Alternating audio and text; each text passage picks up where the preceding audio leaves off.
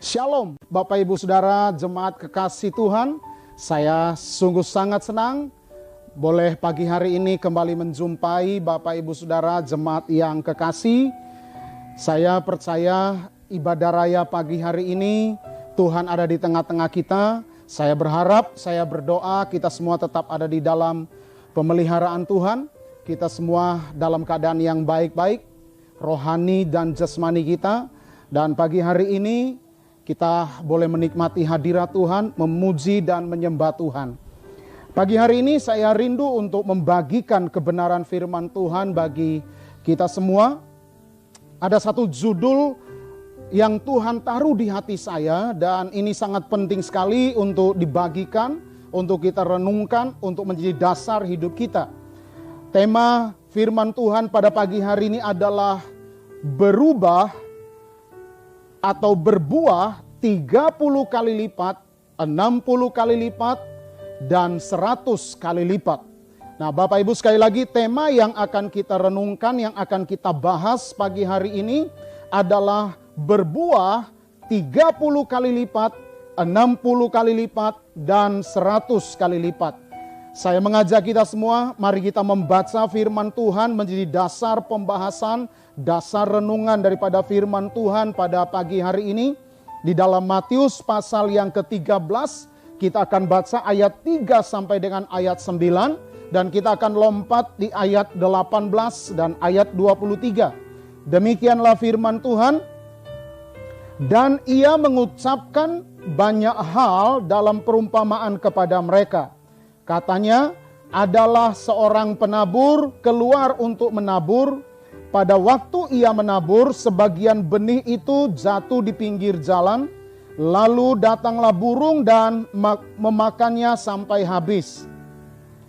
Sebagian jatuh di tanah yang berbatu-batu, yang tidak banyak tanahnya.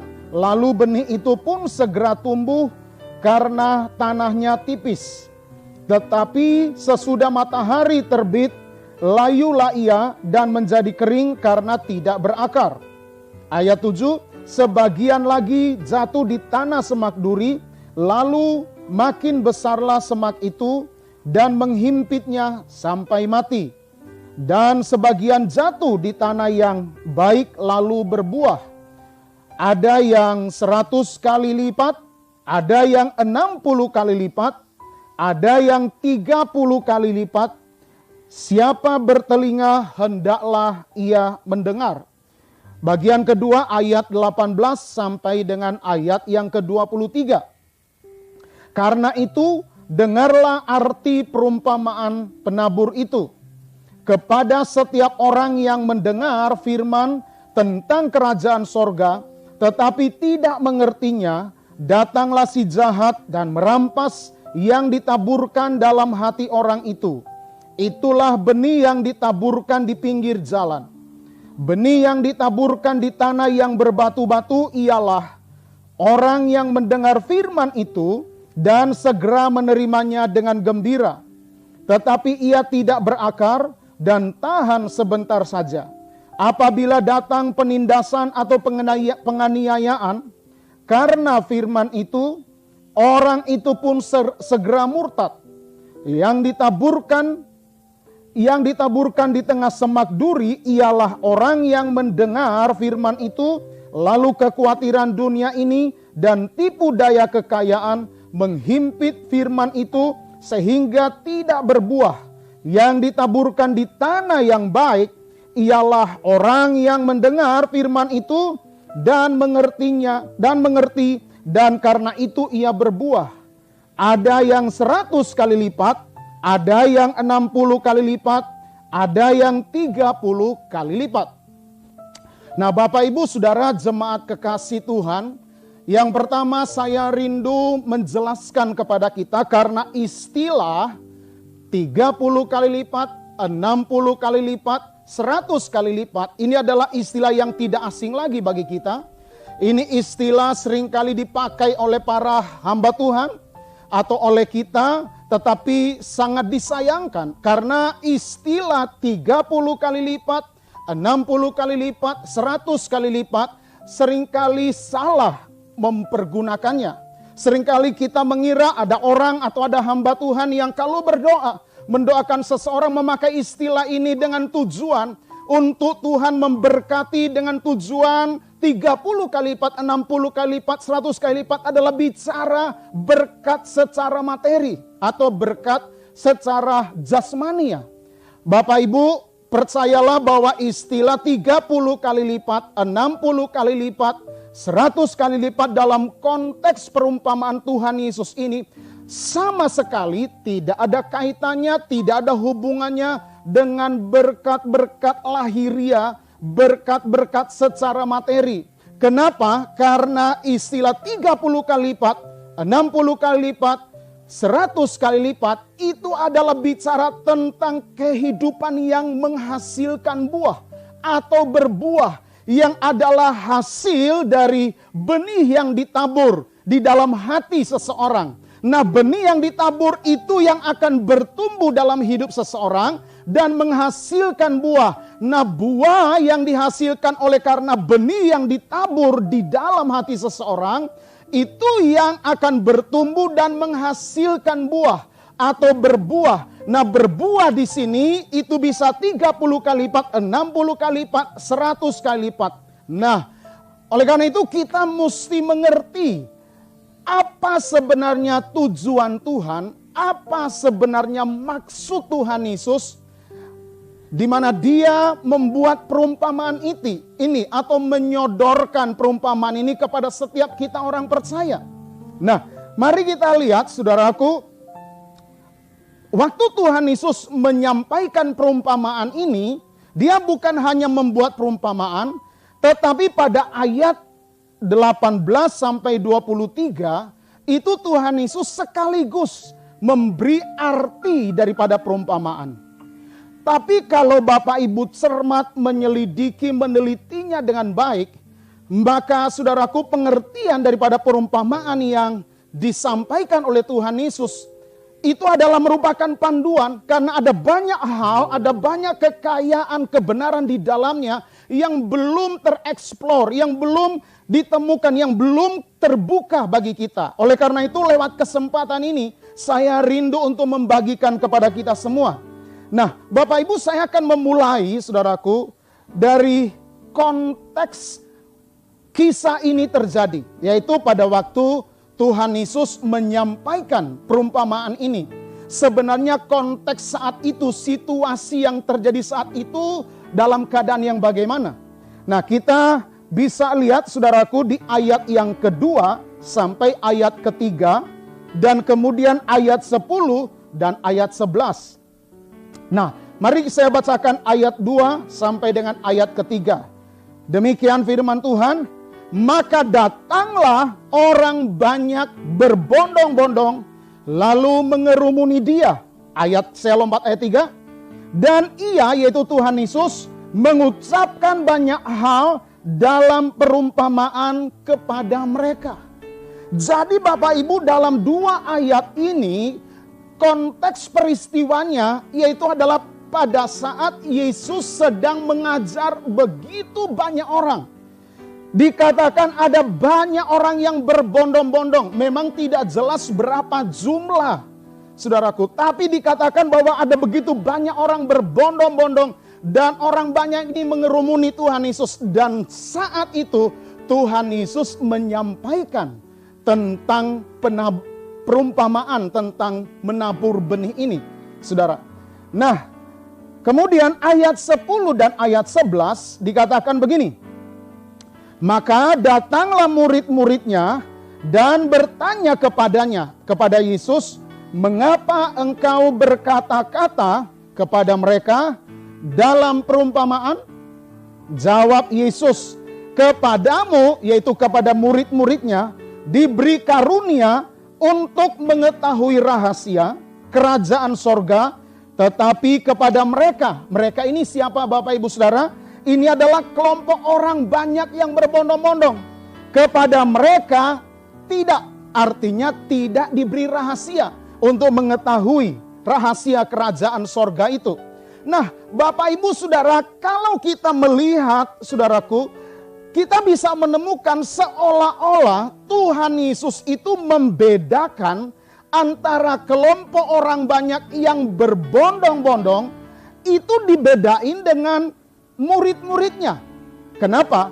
Karena dengan begitu jelas, saudaraku, Tuhan Yesus di ayat 10 dan ayat 11, saudaraku, kepada murid-muridnya Tuhan Yesus memberi rahasia. Artinya memberitahukan rahasia. Artinya, saudaraku, pada waktu di ayat 18 sampai 23, di mana Tuhan Yesus memberi penjelasan tentang arti perumpamaan yang tadi dia sampaikan kepada orang banyak, itu pengertiannya ternyata hanya disampaikan kepada murid-muridnya. Kalau saudara baca kisah perumpamaan penabur ini yang ditulis oleh Markus, karena kisah perumpamaan tentang penabur ini bukan hanya ditulis oleh Markus, juga ditulis oleh Markus, bukan hanya ditulis oleh Matius, tetapi ditulis juga oleh Markus di dalam Injil Markus, dan juga ditulis oleh Lukas di dalam Injil Lukas. Jadi ada 3 penulis Alkitab, yaitu Matius, Markus, dan Lukas menulis peristiwa yang sama, menulis perumpamaan yang sama, yaitu adalah perumpamaan tentang penabur. Nah, Bapak Ibu Saudara, kalau saudara lihat di tulisan Markus menulis, saudaraku, peristiwa ini atau perumpamaan ini, sangat dijelaskan di sana bahwa Yesus itu sendirian bersama dengan murid-muridnya waktu Tuhan Yesus memberitahu pengertian perumpamaan. Jadi waktu Yesus berhadapan dengan orang banyak yang berbondong-bondong itu, Yesus hanya menyampaikan perumpamaannya saja. Yaitu tentang sang penabur yang menabur benih, ada benih yang jatuh di pinggir jalan, ada benih yang jatuh di tanah yang berbatu-batu, ada benih yang jatuh, saudaraku, di tanah yang penuh semak duri, dan ada benih yang jatuh di tanah yang baik. Nah, pada saat Yesus berhadapan dengan orang banyak berbondong-bondong, Yesus hanya menyampaikan perumpamaannya saja, tidak menyampaikan pengertian dari perumpamaan. Nanti pada saat Yesus tinggal sendirian, datanglah murid-muridnya. Jadi Yesus hanya bersama dengan murid-muridnya, Yesus menyampaikan arti perumpamaan itu. Nah, oleh karena itu Bapak Ibu Saudara, kalau saudara melihat di sini, kita bisa melihat muncul pertanyaan, kok Tuhan Yesus seperti bedain ya? Tuhan Yesus membedakan antara orang banyak yang sudah capek-capek datang berbondong-bondong mau dengar khotbah Tuhan Yesus. Kok Tuhan Yesus enggak buka rahasianya, pengertian perumpamannya kepada orang banyak. Tapi kenapa Yesus kepada murid-muridnya, Yesus justru jelaskan, berikan pengertiannya. Ada apa di sini? Apakah Tuhan Yesus pilih kasih? Saya percaya tidak. Yesus tidak pilih kasih, Bapak Ibu Saudara. Tetapi mengapa kepada orang banyak Yesus tidak memberikan pengertian tentang perumpamaan, tetapi kepada 12 muridnya Yesus memberitahukan rahasia atau pengertian perumpamaannya. Ini ada maksudnya, Bapak Ibu Saudara. Saya rindu menjelaskan kepada kita semua. Untuk menjawab hal ini, saya mengajak kita semua untuk membaca Mazmur pasal 25 ayat 14. Di dalam ayat inilah kita akan menemukan jawabannya. Mari Bapak Ibu perhatikan Mazmur 25 ayat yang ke-14. Demikianlah firman Tuhan. Tuhan bergaul karib dengan orang yang takut akan Dia. Dan perjanjiannya diberitahukannya kepada mereka.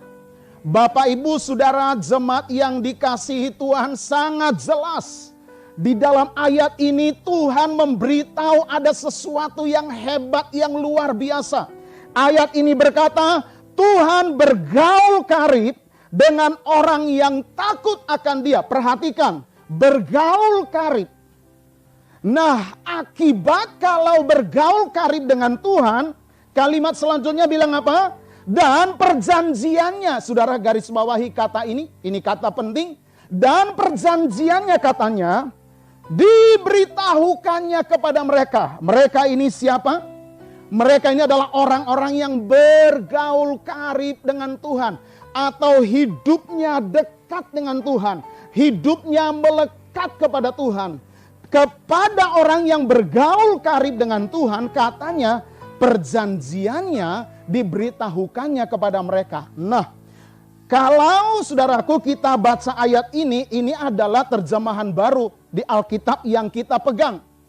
Dikatakan perjanjiannya, tapi kalau Bapak Ibu Saudara bandingkan ayat ini, khususnya Alkitab berbahasa Inggris, King James Version, maka saudaraku kata perjanjiannya itu disebut rahasianya. Rahasia Tuhan, the secret of the Lord. Jadi Bapak Ibu Saudara, kalau kita memakai terjemahan King James Version, maka ayat ini berkata begini. Tuhan bergaul karib dengan orang yang takut akan Dia dan rahasianya. Wow, rahasia Tuhan.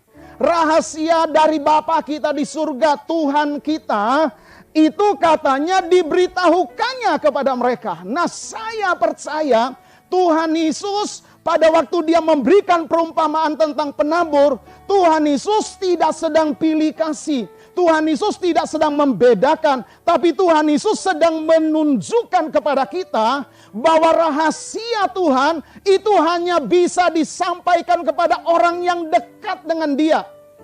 Hanya bisa disampaikan, dibukakan kepada orang yang bergaul karib dengan Dia. Nah, di dalam hal peristiwa atau perumpamaan tentang sang penabur, saudaraku, orang yang bergaul karib dengan Tuhan itu diwakili oleh murid-muridnya. Kenapa? Karena dalam konteks saat itu, murid-muridnya lah yang siang hari malam, setiap saat hidup bersama-sama Tuhan Yesus. Dia murid-muridnya lah yang bergaul karib dengan Tuhan Yesus. Mereka makan bersama-sama, kemana-mana selalu bersama-sama. Jadi murid-murid menggambarkan orang-orang yang bergaul karib dengan Tuhan. Jadi sekali lagi saya mau tekankan, Tuhan Yesus tidak pilih kasih. Tuhan Yesus bukan berarti tidak mengasihi orang banyak. Tapi masalahnya orang banyak ini tidak memiliki hubungan yang akrab bergaul karib dengan Tuhan Yesus. No, mereka datang berbondong-bondong dengan motivasi macam-macam. Kita nggak tahu hati mereka. Ada yang cuma pingin lihat mujizat, ada yang cuma pingin masalahnya selesai. Tetapi kalau murid-murid Yesus, wow, ini adalah gambaran orang-orang yang mencintai Tuhan dengan tulus, dengan murni. Tidak ada motivasi lain. Inilah gambaran orang percaya yang rindu untuk terus berjalan bersama Tuhan, melekat dengan Tuhan. Jadi, saudaraku, makanya Tuhan Yesus waktu menyampaikan pengertian perumpamaan tidak kepada orang banyak, tapi kepada murid-muridnya. Oleh karena itu Bapak Ibu Saudara, mari saat ini responi kebenaran ini. Jadilah anak Tuhan yang mau setiap saat merindukan untuk senantiasa intimasi, bergaul karib dengan Tuhan. Karena ayatnya jelas, Mazmur 25:14, kalau kita bergaul karib dengan Tuhan, Tuhan akan menyatakan perjanjiannya atau rahasianya kepada kita. Saudara rindu untuk menerima penyingkapan rahasia Tuhan? Saya percaya kita rindu. Nah, saya menyampaikan hal ini gak ada urusan dengan pendeta dan jemaat. Karena kita semua pada dasarnya sama di hadapan Tuhan. Kita semua memiliki hubungan akses yang sama di hadapan Tuhan. Saudaraku, tetapi kembali kepada pribadi kita. Kalau kita rindu terus melekat dengan Tuhan, terus membangun hubungan yang intim dengan Tuhan, maka Anda akan menjadi orang yang paling beruntung. Karena Anda akan menerima apa yang Tuhan rahasiakan. Justru itu akan dibukakan kepada setiap kita. Nah, berikutnya saudaraku, saya rindu dalam waktu yang singkat ini, saya rindu menjelaskan kepada kita apa sih maksud Tuhan tentang perumpamaan ini, di mana Dia telah menyingkapkan pengertian-pengertian yang paling utama atau pengertian yang mendasar, saudaraku. Saya rindu membagi 3 hal penting dalam kita mengerti isi atau konten daripada perumpamaan ini. Apa maksud Tuhan? Apa kehendak Tuhan? Apa isi daripada atau pengertian daripada perumpamaan ini? Nah, yang pertama, saudara, ada pertanyaan begini. Sebenarnya apa sih yang dimaksud dengan benih yang ditabur? Nah, ini kita mesti mengerti dulu. benih yang ditabur itu apa? Nah, saudara, untuk menjawab pertanyaan ini, saudara, kita mesti lihat Markus pasal 4 ayat 14 dan Lukas pasal 8 ayat 11. Di mana ayat ini adalah bicara hal yang sama, yaitu perumpamaan tentang penabur tentang penabur di kitab Matius. Nah, mari kita lihat saudaraku di Markus pasal 4 ayat 14. Markus pasal 4 ayat 14 berkata begini. Penabur itu menaburkan firman. Nah, jadi sekali lagi Markus 4 ayat 14 berkata, penabur itu menaburkan firman. Berarti dari ayat ini kita bisa menyimpulkan bahwa benih yang ditabur itu adalah bicara firman Tuhan. Kemudian Bapak Ibu Saudara, Lukas pasal 8 ayat 11. Nah, Lukas pasal 8 ayat 11 berkata begini. Inilah arti perumpamaan itu. Benih itu ialah firman Allah. Jadi saya tidak mengarang-arang tentang arti dari benih yang ditabur itu apa. Dua ayat ini dengan begitu gamblang menjelaskan, memberitahu kita bahwa benih yang ditabur itu oleh sang penabur itu adalah firman Tuhan. Catat baik-baik. Sekali lagi, benih yang ditabur adalah firman Tuhan. Sekarang pertanyaan berikutnya. Pertanyaan yang kedua adalah siapakah yang dimaksud seorang penabur itu? Ini penting Bapak Ibu Saudara. Siapa sih yang disebut penabur? Tadi kita sudah mengerti benih yang ditabur itu adalah firman Tuhan. Sekarang pertanyaan yang kedua adalah siapa orang yang menabur ini? Bapak Ibu Saudara jemaat kasih Tuhan, mengapa ini penting kita bahas? Mengapa ini penting kita mengerti? Karena banyak orang mengira bahwa yang dimaksud saudaraku si penabur ini adalah pendeta, adalah pengkhotbah. Masalahnya begini Bapak Ibu Saudara. Kalau saudaraku arti si penabur ini yang menaburkan benih itu adalah pendeta yang berkhotbah, berarti firman Tuhan ditabur dalam hati kita bisa hanya seminggu sekali dong. Hanya dalam saat ibadah raya hari Minggu. Nah, saya tidak yakin akan hal itu. Oleh karena itu saya percaya bahwa yang disebut penabur, si penabur keluar menaburkan benih. Saya percaya bukan hanya bicara pendeta. Tidak. Oleh karena itu untuk menjawab ini kita mesti baca bersama-sama saudaraku.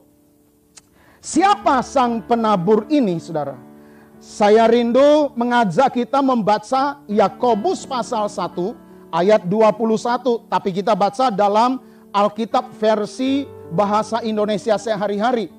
Nah, Yakobus 1 ayat 21 berkata begini. Sebab itu, buanglah setiap kebiasaan yang kotor dan jahat. Terimalah dengan rendah hati perkataan. Nah, perkataan di sini harus perhatikan, itu adalah firman Tuhan. Terimalah dengan rendah hati perkataan atau firman Tuhan yang ditanam oleh siapa? Oleh Allah di dalam hatimu. Wow, Bapak Ibu Saudara, saya percaya ayat ini bisa menjawab pertanyaan yang tadi, yaitu adalah siapa yang menaburkan benih, yaitu firman Tuhan di hati orang, saudaraku, di hati setiap orang yang mau mendengar firman Tuhan. Siapa yang menaburkan benih itu?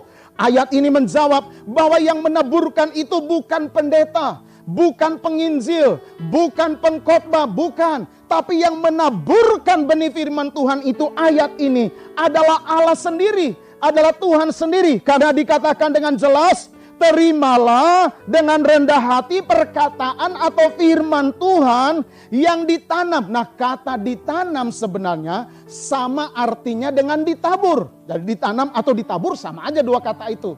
Jadi dikatakan di sini, terimalah dengan rendah hati perkataan atau firman Tuhan yang ditanam atau ditabur oleh Allah di dalam hatimu. Jadi siapa yang menanam, siapa yang menabur firman Allah dalam hati kita? Tuhan sendiri yang menanamnya.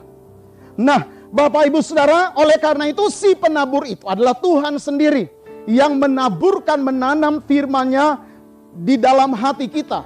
Kalau begitu muncul pertanyaan.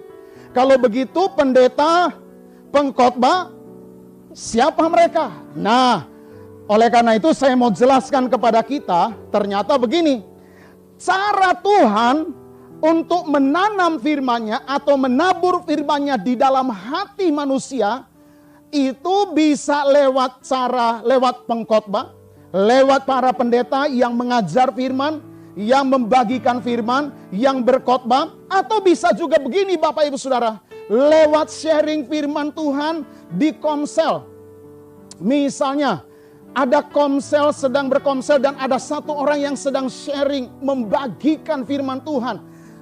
Bisakah Tuhan pakai dia menanam firman, menaburkan firman yang sedang di-sharingkan itu di hati orang-orang yang mendengar? Oh yes, bisa. Jadi Tuhan, saudaraku, menaburkan firman-Nya dengan cara memakai para pengkhotbah, memakai sharing di dalam komsel, atau saudaraku, bisakah Tuhan menaburkan benih di hati orang melalui secara pribadi orang itu baca Alkitab? Oh ya, saudaraku. Jadi Tuhan bisa menaburkan benih di hati seseorang secara pribadi. Dia tidak dengar khotbah, dia tidak dengar sharing firman Tuhan di komsel. Dia hanya pribadi baca Alkitab. Dengar baik-baik Bapak Ibu. Saat itu juga pada saat kita secara pribadi membaca, merenungkan firman Tuhan, sebenarnya Tuhan sedang menabur firman-Nya di hati orang tersebut.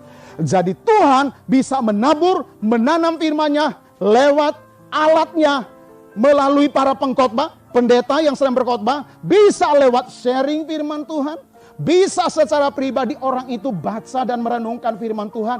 Sesungguhnya Tuhan sedang menanam firman-Nya.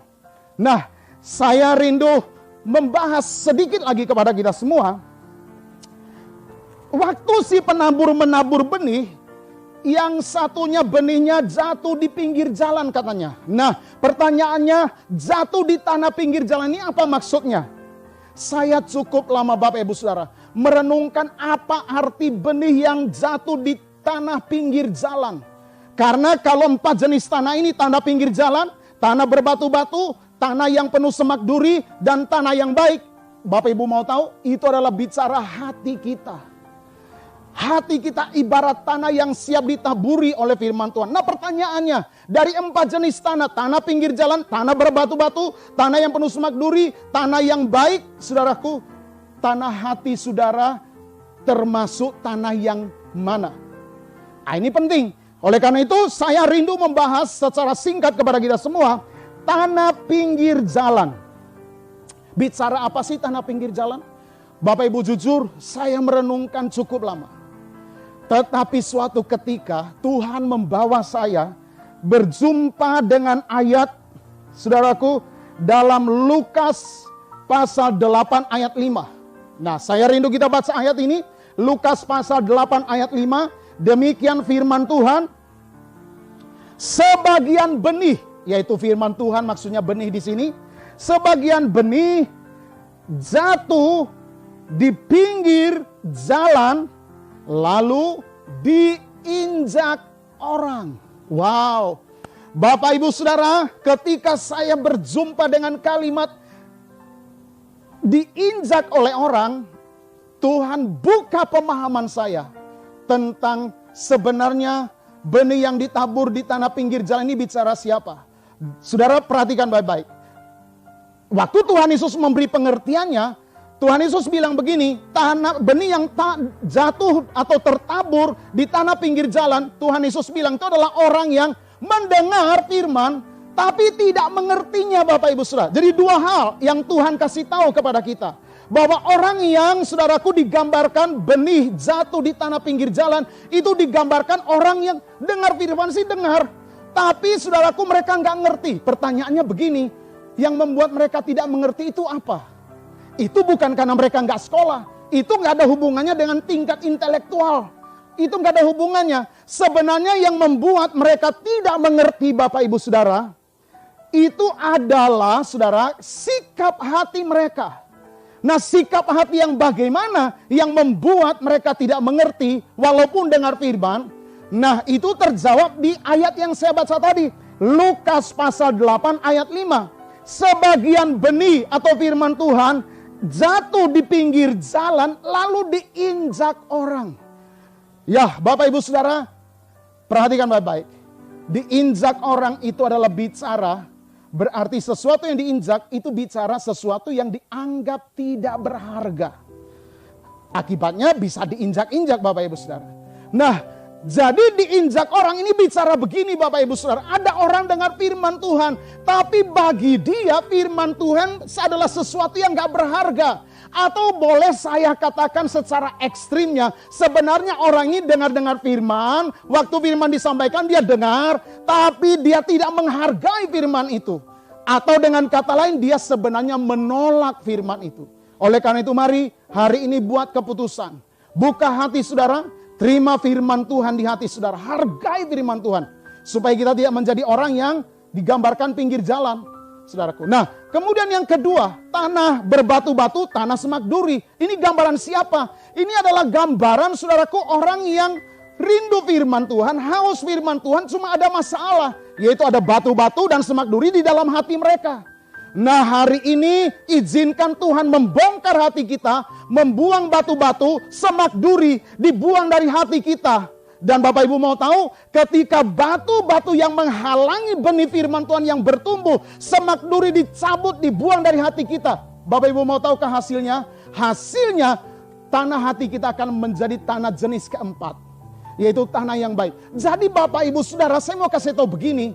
Tidak ada satu manusia pun lahir di muka bumi ini, itu sejak lahir sampai dia besar, langsung hatinya baik. Enggak. Karena Alkitab dengan jelas berkata bahwa semua orang sudah berdosa.